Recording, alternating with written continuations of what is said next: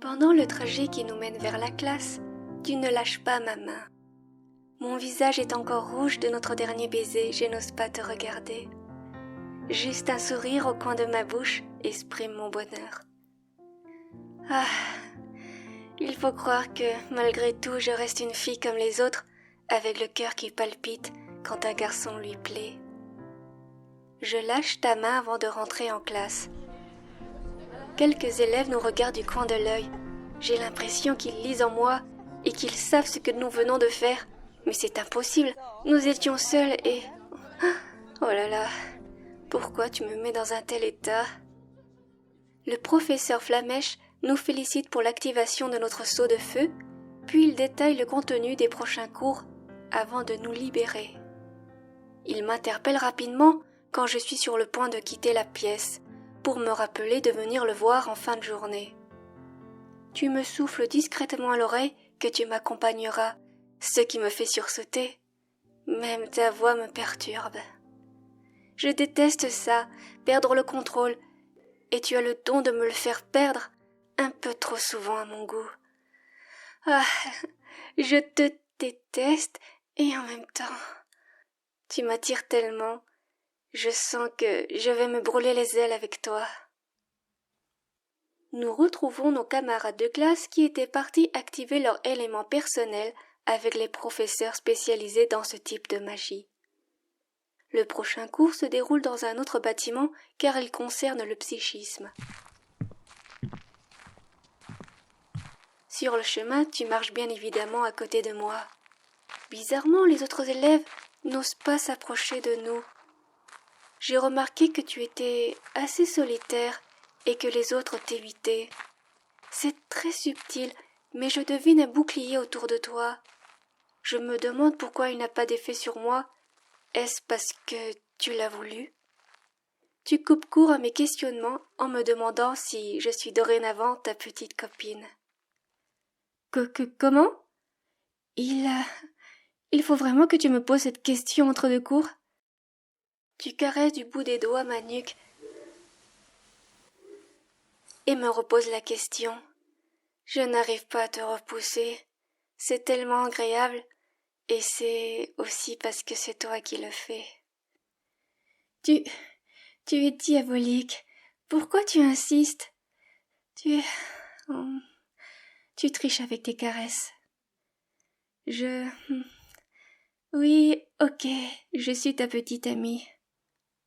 Oh non, j'ai vraiment été faible. Je suis la petite amie d'un enfant de Mouldu, moi la descendante d'un céleste. De baiser et c'est emballé. Est-ce si facile que ça de me charmer ? Ton merveilleux sourire de satisfaction me transperce comme les rayons du soleil après une pluie battante. Ce n'est vraiment pas ce que j'avais prévu, vraiment pas. Tomber amoureuse aussi vite d'un garçon mystérieux, sans héritage. Nous entrons en classe. Cela va de soi que nous nous asseyons l'un à côté de l'autre. Ce n'est qu'une question de temps avant que les autres élèves réalisent que nous sommes en couple. Je crains que l'excuse que je sois ta tutrice de niveau 1 ne convainc personne avec ton comportement. Un vrai pot de colle. Mais je crois que j'aime ça. En fait, j'ai toujours voulu que quelqu'un persévère pour être à mes côtés. Je me sens plus vivante. Je me sens vue grâce à toi. Le professeur Jean Gris nous accueille pour cette session. Nous étudierons la télékinésie. Nous sommes pour la plupart très enthousiastes. J'avoue que moi-même j'attendais ce cours avec impatience. Hé, silence là ! Merci. Avant d'entrer dans le vif du sujet, nous allons revoir ce que vous avez étudié en classe préparatoire avant votre venue à l'académie. Car quand je vois vos sales têtes, je me dis qu'on est mal barré. Bon, on commence. Comme vous le savez, nous vivons dans le plan astral. Pour l'instant, j'espère que tout le monde suit, car si vous ne savez pas ça, cassez-vous tout de suite car j'ai pas envie de vous voir. Bon, le plan astral, qui lui-même est divisé en sous-plans. Ce dernier interagit ou subit la fréquence d'autres plans. Nous sommes dans un système de fractal qui nous enferme dans le champ de la réalité. Et 2-3 se déjà endormis, c'est super. Les capacités que sont la magie et le psychisme sont la manipulation des énergies des plans qui composent notre réalité actuelle. Dans un instant T, du flux informationnel intrinsèquement lié au plan mémoriel.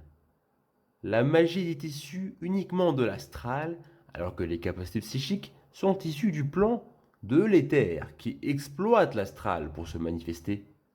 C'est pour cela que parfois on parle de magie psychique. Bon, voilà pour ce qui est de la partie révision. Si vous avez rien compris, vous êtes mal barré.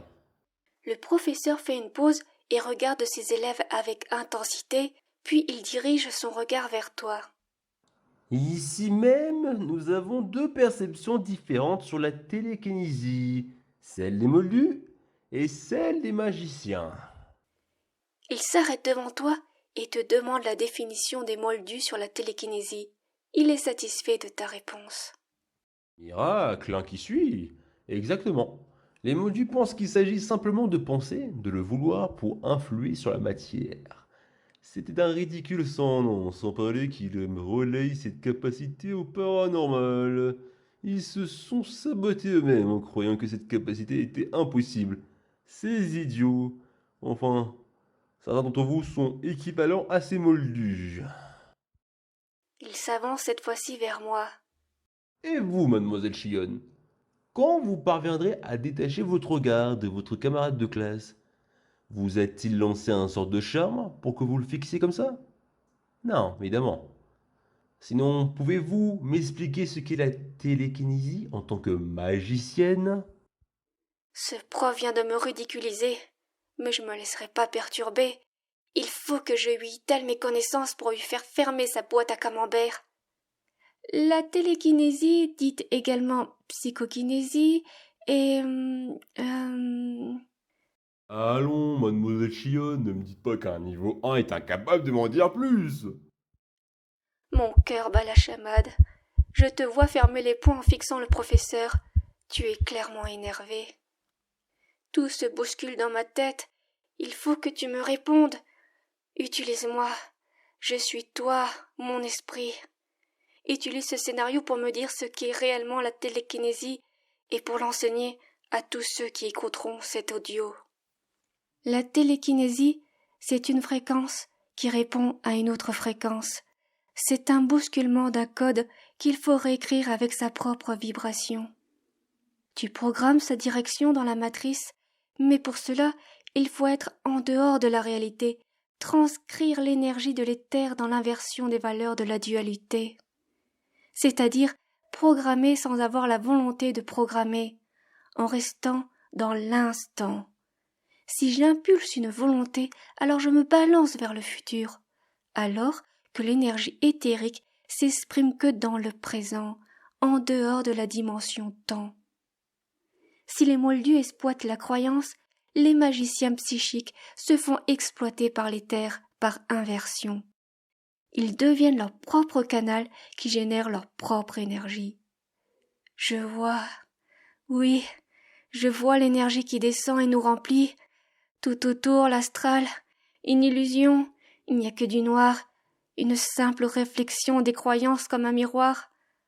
L'astral ne voit pas l'éther. C'est l'électricité qui fend la réalité pour apporter le réel, et, comme une pile, il résonne avec le champ magnétique.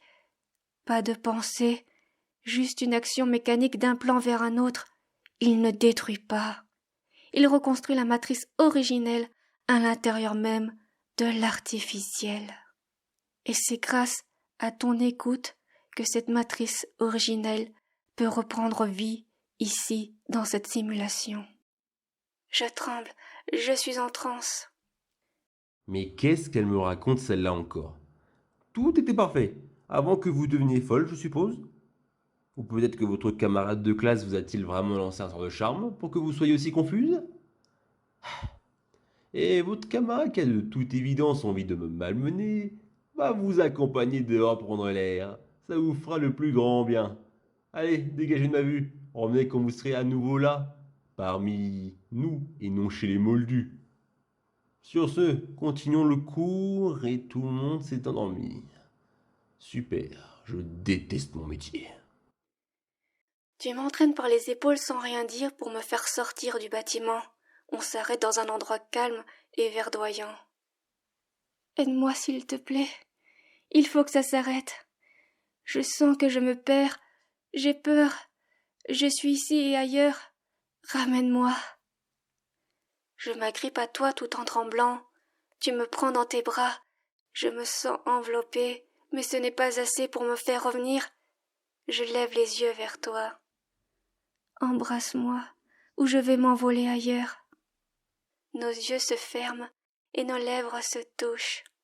Je me concentre sur cet instant, je m'imprègne de ta présence pour retrouver la mienne.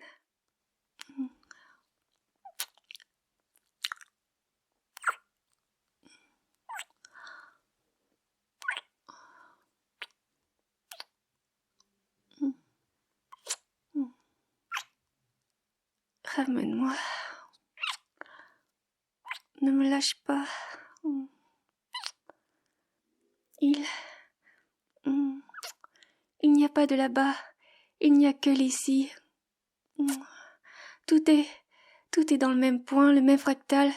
Tout n'est que répétition. Tu me demandes de me taire et de t'embrasser dans le silence. D'accord. Quand je suis enfin calmée grâce à tes baisers, je recule ma tête pour te parler. Je suis désolée. J'avais prévu de t'enseigner à faire de la télékinésie. Je voulais te donner une méthode et t'expliquer que cette capacité, ce n'est pas ce que l'on croit, ce n'est pas comme dans les œuvres fictives. C'est un sacré bordel. Je ne sais toujours pas comment faire concrètement. J'ai été trop ambitieuse. Tout ce que j'ai compris, c'est qu'il y a un lien entre l'électricité et le magnétisme. Il y a une action au niveau des atomes, mais comment faire pour extraire des électrons de l'objet que l'on souhaite faire bouger et se charger positivement pour l'intégrer? Et vice-versa, comment faire pour le repousser? Par le champ aurique! Oui! C'est ça! Il y a des électrons dans notre champ magnétique personnel. Et ensuite, une émotion et non une pensée particulière active le transfert comme on appuie sur un interrupteur. L'émotion ferme le circuit entre toi et l'objet. Il faudrait trouver la fréquence de l'émotion comme on utilise une clé pour ne pas la subir. Tu me rappelles souvent que dans les films fantastiques, les héros découvrent leur pouvoir à travers une émotion forte. Et toi, à ton avis, toi qui m'écoutes, quelle émotion pourrait réveiller cette capacité endormie en toi? Est-ce que tu y crois en moins? Tu as déjà été en colère et rien ne s'est passé. Tu as déjà été dans l'amour et rien ne s'est produit. Dans l'envie, la volonté, la supplication et même le désespoir et toujours rien. Alors, que reste-t-il? Le lâcher-prise.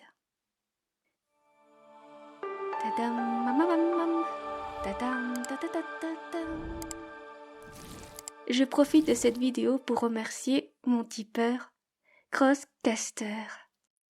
Crosscaster. Et oui, tu es arrivé juste après les autres, donc je dis ton nom que dans cet audio. Merci à toi.